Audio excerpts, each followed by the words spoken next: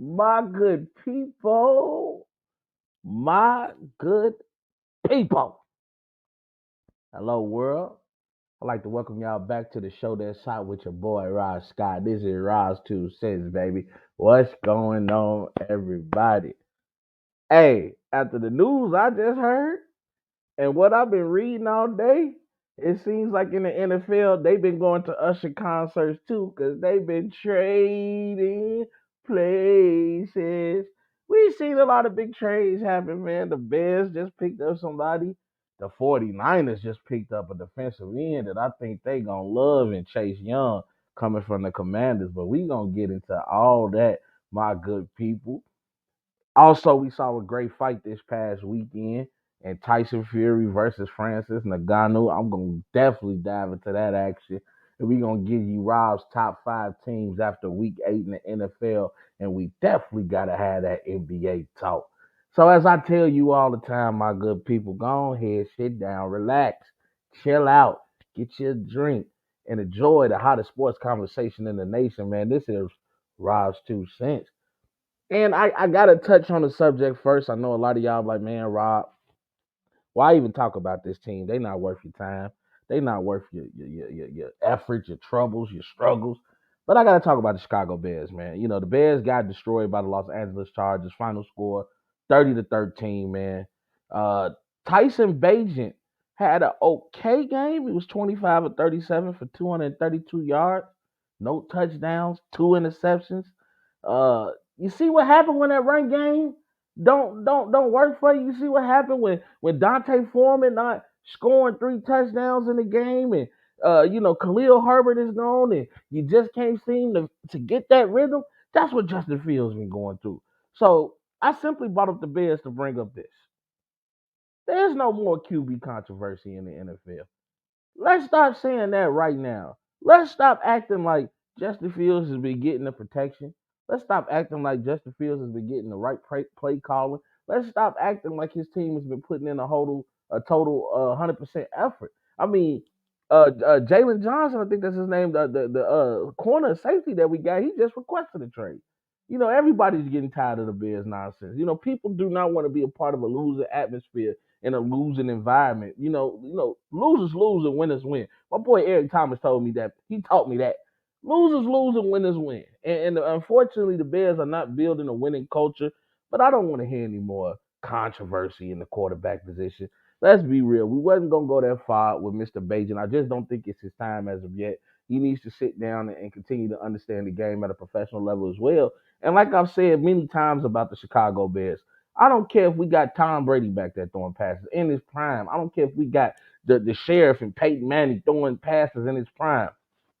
Until the Bears get some protection for these quarterbacks, until they get some better play callers and add some more playmakers on the field besides DJ Moore, they're not going to win anything. So I just bring up the Bears just to say that. But let's talk about some real situations going on. I'm about to give y'all my top 5 teams after week 8 in the NFL. Oh my God, we just saw some controversial wins. We saw a controversial loss. But let's get right into it, man. uh Pay attention to the screen because starting at number 5, I have to go with the Kansas City Chiefs. Now I know they just lost to the Denver Broncos 24-9. Pat Mahomes had 2 interceptions and no touchdowns on the day.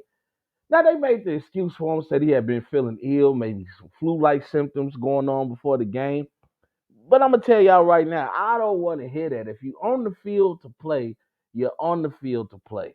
And the way I feel is, if you go out there to play, there's no more excuses that can be made. Either you show up or you get ran over. And the Chiefs definitely got ran over by the Denver Broncos. Now they have deeper problems than Patrick Mahomes' flu, because the question is, who's going to show up to help Travis Kelsey? And I'm not talking about Taylor Swift.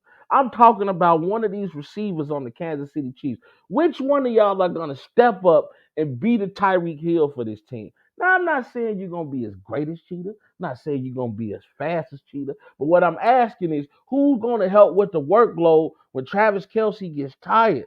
You can't rely on Patrick Mahomes and Travis Kelsey all game. I'm sorry. It's just not a recipe for winning. Now, the only reason they still made my top 5 after this loss is because they have been running the NFL for a while now. They are the defending champions, and they still lead their division at 6-2. Defense have been questionable sometimes at best, but I think Kansas City have really turned it around.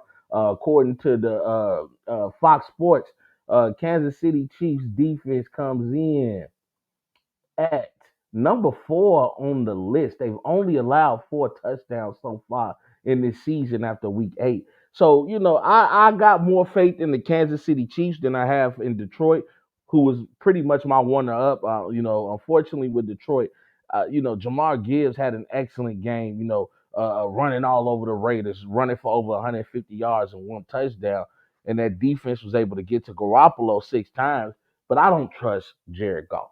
And I've been screaming that for the longest. You know, I don't trust that run game to play like that every game. And that defense has shown that they, besides Aiden Hutchinson, they're not able to get much pressure on the quarterback. So that's the reason I left Detroit out the list, and that's the reason I have Kansas City coming in at number 5 as my top team in the NFL after week 8. Coming in at number 4. I told y'all about them Jacksonville Jaguars, didn't I? I told you about them Jacksonville Jaguars, didn't I? Coming in at number 4 is Jacksonville, who's on a 5-game winning streak, just defeating the Pittsburgh Steelers 20-10. Trevor Lawrence 24-32 for 292 yards, 1 touchdown, 1 interception. But Travis Etienne Jr.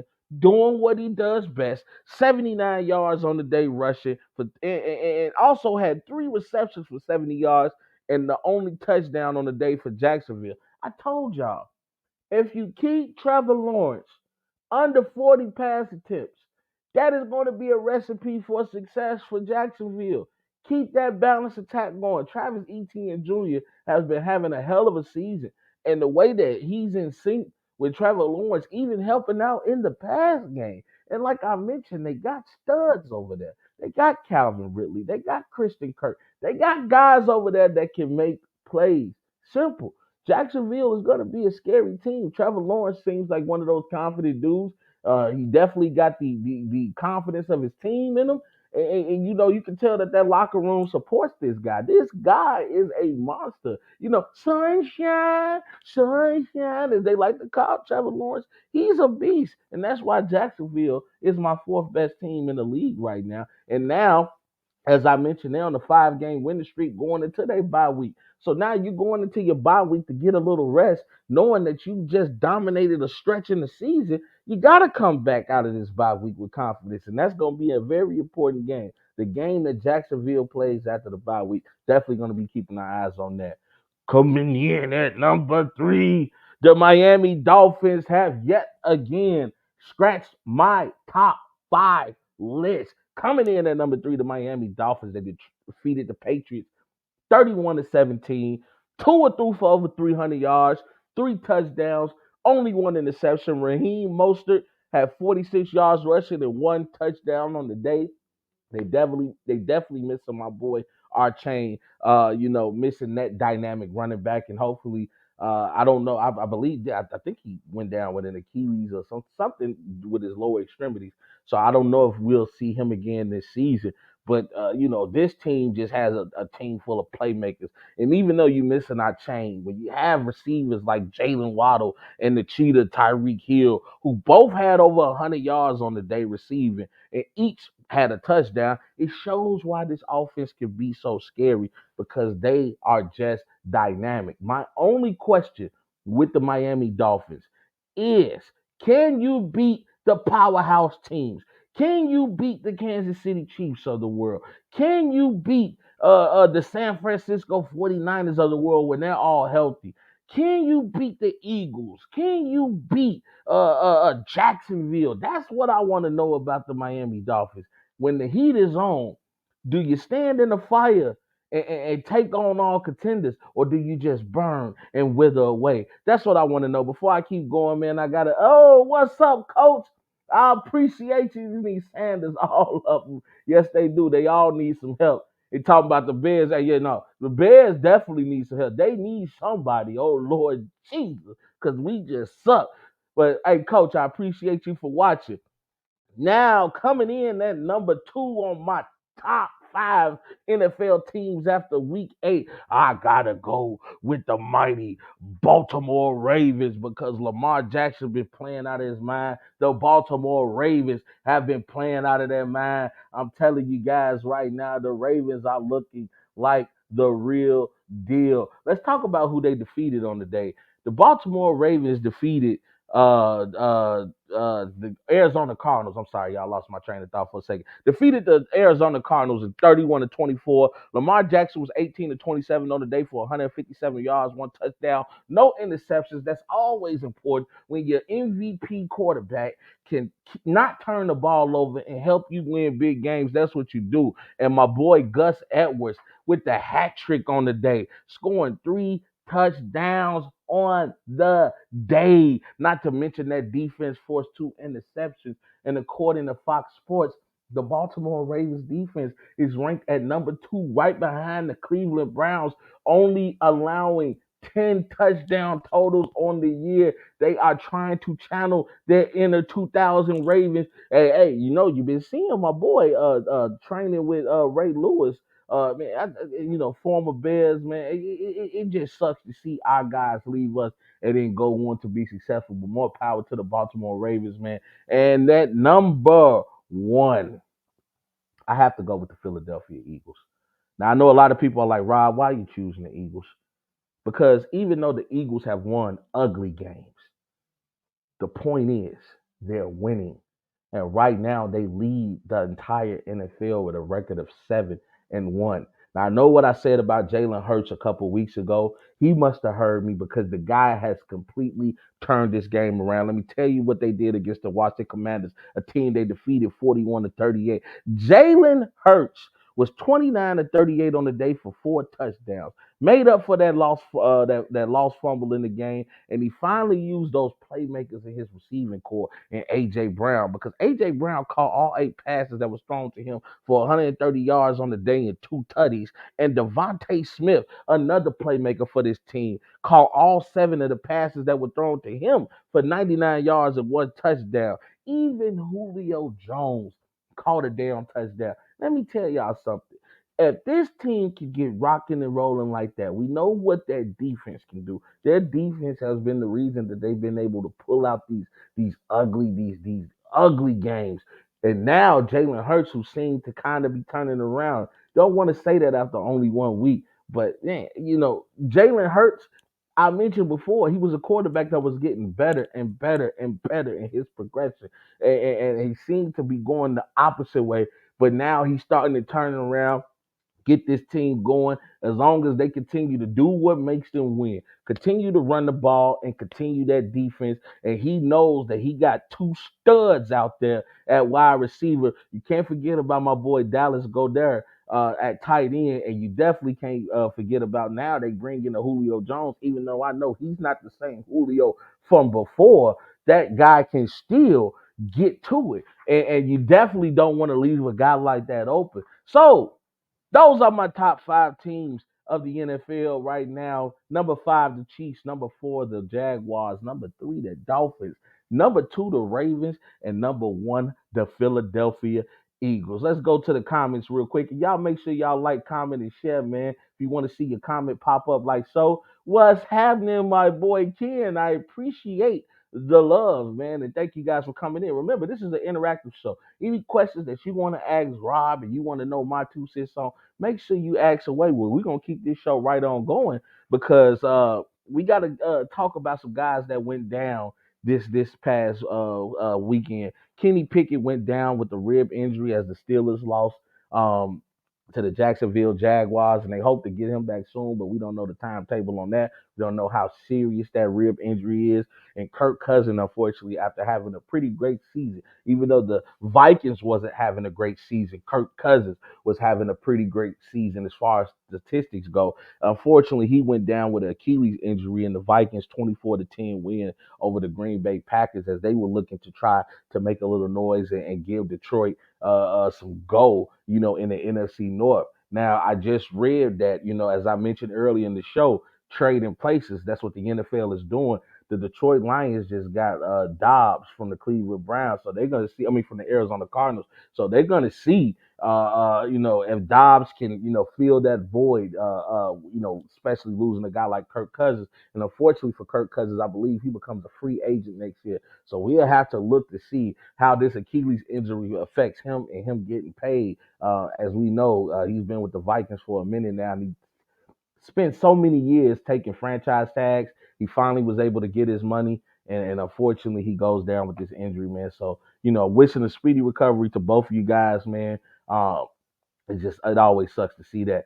Hey, what's happening, my boy, Mike Hughes? What's happening, man? Hey, y'all guys, make sure that you guys tune in right after this show to me and my boy Mike show. Welcome to Mars, man. This is what we do. We put in work. You know what I'm saying? I know you guys come to me for the truth, and I'm here to explain to you what they don't tell you on TV. Hey, yes, he has. Dobbs has been a dog in Arizona, and I'm excited to see what he can do with this Vikings team too. As we know, Addison has been a beast for the Vikings, the rookie, and they still got Justin Jeffries, and Jefferson, and we just know that this team can get hot. When the time is right. So I'm not counting the Vikings out as of yet. I think they, as you mentioned, Mike, they have some weapons on that side of the ball, on the offensive side of the ball, and their defense seemed to be picking it up as well. That was a great win over the Packers. Now, ladies and gentlemen, we gotta talk some basketball because it has been going down in this very young NBA season. But one player in particular has stood out to me. And I want to make sure I do this the right way because this boy deserves a huge shout out. I want to talk about a person that's been going crazy. My boy, Luka Magic, because Luka Doncic in 3 games is averaging over 39 points, shooting 55.6% from the field and 48.6% from distance. He's also averaging 11.7 rebounds and 9.7 assists a game, including their down to the wire win against the Brooklyn Nets, where he went from 49 points, including hitting this crazy shot right here.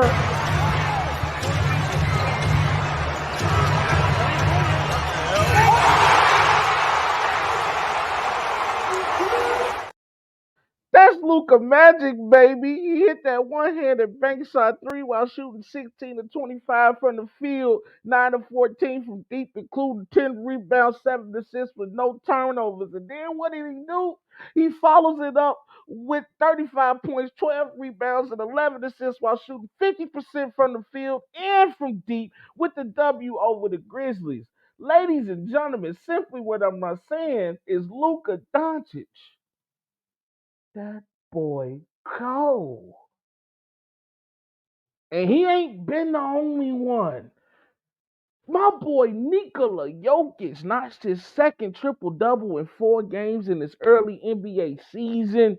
He now has 107 career triple doubles for his career, tying LeBron James and Jason Kidd for fourth place on the all-time triple double list. These guys, the international players, have just been showing up and showing out in this young NBA season, man, and it just got me all fired up. It got me excited and ready to watch more basketball. One team in particular, the Milwaukee Bucks. I don't know if you guys saw, but they had an overtime loss to Sacramento, but they bounced back with a W versus the Heat. And let me tell you something, man. I mean, that wasn't Milwaukee. I forgot who Milwaukee lost. Atlanta. I'm sorry, not Sacramento. Milwaukee lost to Atlanta. I was like, you lost to the Hawks. Now, no offense to the Hawks, but with the trade made for Dame Dollar, you would think that Milwaukee would play better. And that's the reason I told you guys that I am not ready to crown the Milwaukee Bucks champion as of yet. I know a lot of guys heard, oh, Dame is going to the Milwaukee Bucks. They're the automatic champions. That's not the case. You got to wait to see how things play out. We got to wait to see if that chemistry works. And unfortunately, what have I been saying? If Giannis cannot develop some type of perimeter game, I don't see the Bucks winning. because you can't hit that many threes to still cut that wall off. Giannis is gonna have to add some type of things to his game besides just running and dunking on people, which is impressive. Don't get me wrong, we've never seen anything like Giannis. I mean, he truly is the Greek freak. But let's be real. He's gonna have to, elevate his game. He's gonna have to add more to his game if he's trying to get the results that he's trying to get, and that's get Dame his first ring. Because I'm gonna tell you guys something right now. You got to worry about the Denver Nuggets. You got to worry about the Boston Celtics, who Porzingis have been playing out of his mind. And just the other night, both Jaylen Brown and Jason Tatum went for 30. I mean, when you got firepower like that, you have to worry about it. And unfortunately, that loss to Atlanta kind of showed me a little something. Speaking of a bad loss, the Lakers lost in overtime to the Sacramento Kings. They bounced back. Had a W last night. D'Angelo Russell went crazy. But my question with the Lakers is, when is Anthony Davis going to decide to show up every day? Now I know for the past two games he's played pretty well. I know he had 30 the night before and he had 26 last night, I believe. But LeBron should not be the best player on the Los Angeles Lakers. Not in year 21 at the age of 39 that he'll be turning in December. Shame on you to the whole Los Angeles Lakers organization for making LeBron play this much, because in that overtime loss to Sacramento, LeBron is on a minutes restriction. 29 minutes a game is what he's supposed to be playing. He played 39 minutes the other night. You do not want a guy like LeBron playing 39 minutes right now on the regular season when you have playoff aspirations, because that's when you're gonna need LeBron to show up and go crazy. So right now, I'm making a call out to Anthony Davis and the rest of that Los Angeles Lakers team. Stop putting all this pressure on LeBron and do what he thought you was gonna do. When he came and got you from New Orleans, he wanted you to be Batman. He keeps saying that, Anthony Davis. When are you gonna wake up and realize that you're supposed to be the man on this team? That's my problem. Play hard, show up and play. Also, we got some big news. Speaking of big trades in the NFL, we got to talk about the big trade in the NBA, because James Harden finally got his wish and was traded to the Los Angeles Clippers. And honestly, to me, I don't know how is this gonna work, because the Sixers get Nicholas Batum, Marcus Morris, Robert Covington makes his return back to Philly, KJ Martin, and multiple draft picks. And what the Clippers get is James Harden, PJ Tucker, and Philip Petrusev. Now, I don't know too much about Philip Petrusev. I think he played for Gonzaga when he was in college, but I haven't heard too much noise out of him in the NBA. But my question with the Clippers is, how is James Harden going to work with Russell Westbrook? Because Russell Westbrook has kind of been your primary point guard for this Clippers team, and Russell Westbrook has been playing very well.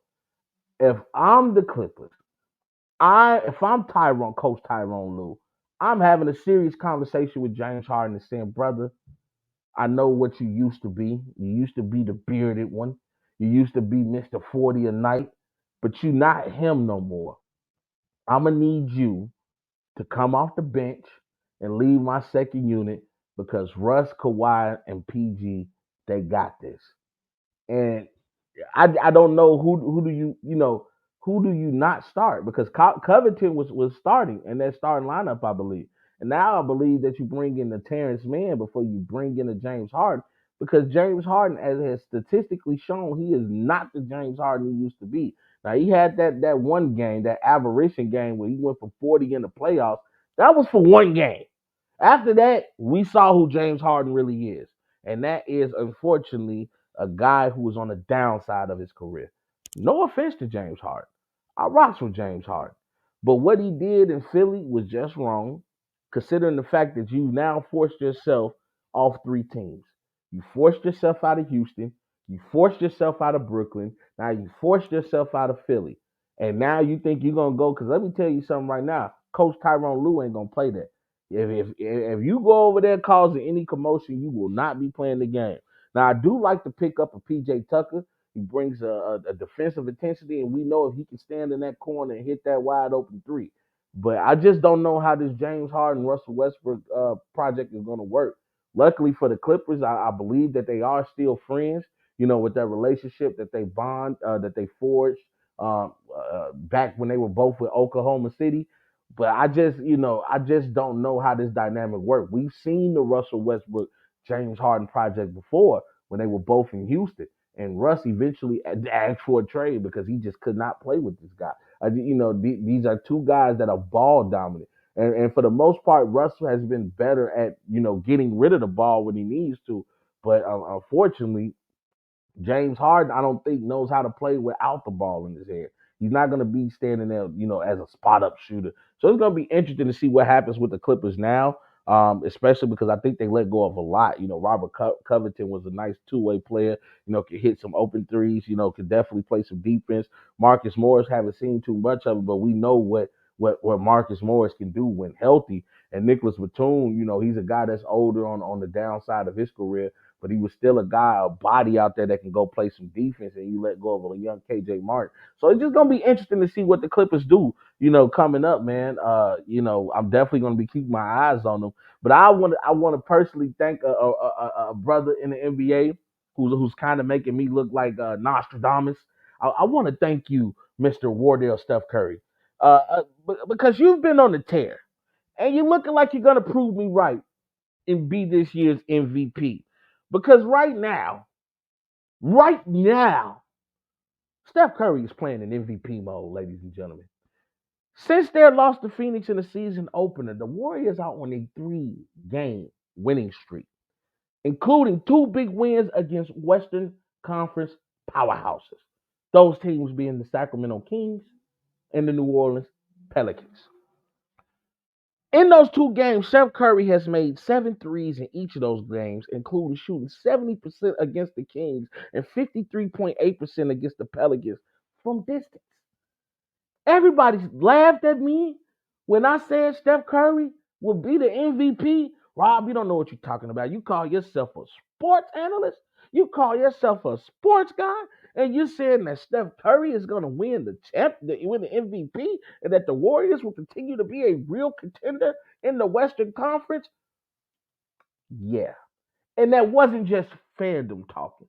That was knowledge of the game. You see, every time you guys count the Warriors out, you haven't learned your lesson yet. That is not a team to be reckoned with. I said Draymond will come back and play better. He got his money now. The team chose him over Jordan Poole. He's $100 million man. I just seen a video him hugging Rich Paul, thanking him because what Rich Paul and Clutch Sports has done for Draymond in his career has been astronomical. And now Clay, who I kind of made fun of last show, he's been actually shooting the ball better. Now he didn't play in the last game due to some some pain, some soreness in his right knee. But Steph was like, Clay, it's okay, and he had his way with the New Orleans Pelicans. Not to mention the defense that Draymond was sticking on Zion Williamson. And thank God Steve Kerr listened to Steph Curry and got Chris Paul coming off the bench to play with that second unit. It doesn't mean that Chris Paul won't be in there in clutch time. It's just saying right now we got enough guards on the floor to control the pace of the game. We got Draymond, who's our point forward. We got Steph, who's shown that he's a hell of a passer himself. I told you guys, Charles Barkley, all the naysayers, Charles Barkley calling the Warriors old and saying that they're washed up and it's over with. Laugh now, cry later, ladies and gentlemen, because right now the Warriors are laughing. And I am telling you right now, do not be surprised if Mr. Chef Curry, as his boys like to call him, if he's holding up that MVP trophy at the end of the regular season. We will be waiting and see. Ride with me, folks. We almost done with this. I appreciate y'all for staying with me so far. I got to talk about some Heisman Trophy candidates. We're going to take it over to NCAA college football for a second. It's 3 guys who've been standing out in particular to me. This year has been one of the years I've really started to pay attention to college football. I'm definitely excited about the bowl games. And I'm just going to just make mention of these 3 guys here. At number 1 for me would have to be the quarterback for number 13th ranked LSU, Jaden Daniels. This guy has been a stud, and even though that defense sucked, him on the offensive side of the ball continues to bring firepower. On the year, he's thrown for 25 touchdowns, 3 interceptions, at a QBR 91.8 and 2,573 passing yards. On the year, their most notable win being against the Missouri Tigers, October 7th, with the final score being 49-39. In that game, he was 15 to 21 for 259 yards, 3 touchdowns, no interceptions. Jaden Daniels is a stud. And I still like Caleb Williams and Michael Penix Jr. But if we're just talking about for trophy's sake, this guy has been a stud, and he definitely deserves to be on this list. Coming in at number two, I have to go to a NFL future Hall of Famer son and Marvin Harrison Jr., who plays with the number three ranked Ohio State. On the year, this Heisman Trophy is kind of turned into a quarterback award, so it just felt good in my heart to see somebody other than the quarterback, making a statement this year and being able to make it on my list because Marvin Harrison Jr. is a stud. I mean, on the year so far, he has 48 receptions for 889 yards and 8 touchdowns on the year. He's had 100 receptions in 6 of their 8 games played this year. His most notable win in the Ohio State most notable win was against the number 7 ranked Penn State Nittany Lions, and he had 11 receptions for 162 yards and 1 touchdown. We know what his dad did for the Indianapolis Colts. If you guys watch football, you know Marvin Harrison. He scared the hell out of me, especially when the Bears in '06 played the Indianapolis Colts in that Super Bowl. And, we went up with, Devin Hester scores a touchdown, and then Thomas Jones scores a touchdown, and we couldn't score no more. Peyton Manning and Marvin Harrison had their way, and now his son looking like he's going to be a stud in the NFL, like father, like son. And at number three, I got to go with Bo Nix, man. Bo Nix continues to make my list, playing for ranked sixth ranked Oregon. On the year, he's thrown for 2,337 yards for 21 touchdowns, only one interception, and has a QBR of 85%. He is the only quarterback in the National College Football scene who's thrown for at least 20 touchdowns and only one interception. His most notable win and the Oregon Ducks' most notable win had to come against number 18th ranked Utah. At the final score was 35-6. He was 24-31 on the day for 248 yards, 2 tutties, and 0 interceptions. That boy, Bo Nix, is a dog. And hey, I'm telling you right now, it's gonna be a race all the way to the finish. Getting down to the closing segment of my show, I got to talk about this dude, Tyson Fury, man. As you know, this weekend, Tyson Fury went against UFC's Francis Ngannou. Remember, Tyson Fury is the WBC, I believe, heavyweight champion of the world, the lineal heavyweight champion of the world, going against Francis Ngannou, who wanted to be a boxer growing up, but never boxed in a real boxing match in his life. Now he was trained by the legendary Mike Tyson, and as you can see in this knockout, Tyson trained him well. Oh, he catches him off guard!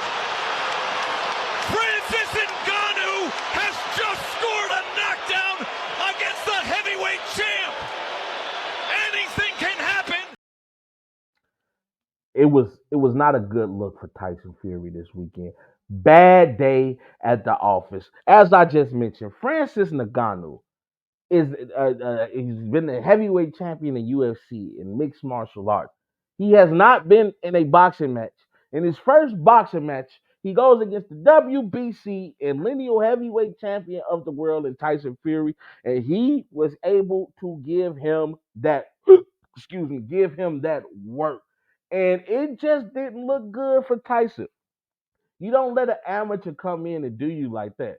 Floyd Mayweather, out of using Conor McGregor as his last match, McGregor had absolutely no chance against Mayweather because it was in a boxing ring. Now we do know the same applies if they was to go in the cage.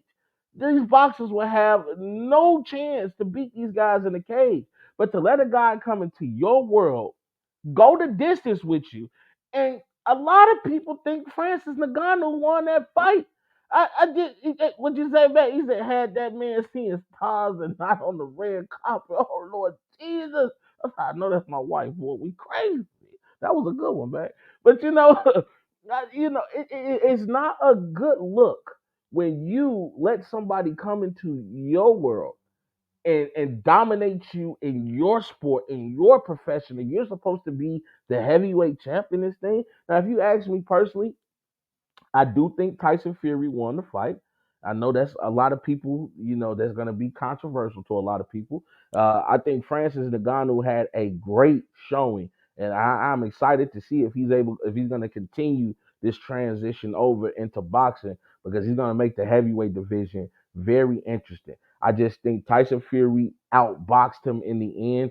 He definitely had control of that jab. He was able to keep the distance on Ngannou. And Tyson Fury used that plan he always does. He holds you and he puts that big body on you. He gets you tired and gets you out of breath. And he looks to deliver the boom. And the Ngannou showed that he has a great chin. He didn't go down from any of Tyson Fury's shots. And he showed that he got some heart. The guy, stood up to the heavyweight champion of the world and can live to tell the tale. I think it did come down to the wire. It ended in a split decision. It was not unanimous. One judge had Nagano winning, and the other two judges had Tyson Fury winning the fight. And honestly, for those who said Nagano won, I'm not mad at you either way because Nagano came out there. He did enough to deserve to win that fight. I don't think Tyson Fury took him serious at all, and unfortunately, it showed in this match. Now, I was wondering what it was going to do for the heavyweight title scene, because remember, he was supposed to be going against Alexander Usyk to unify the heavyweight titles. Remember, there has been no unified heavyweight champion since the four belt era being WBC, WBO, IBF, and lineal champions of the world. So to be able to finally witness an undisputed heavyweight champion is going to be great. Now, their fight has been pushed back to February. And if I'm Ngannou, I won't lie to you. If I'm Ngannou, I'm asking Fury for a rematch.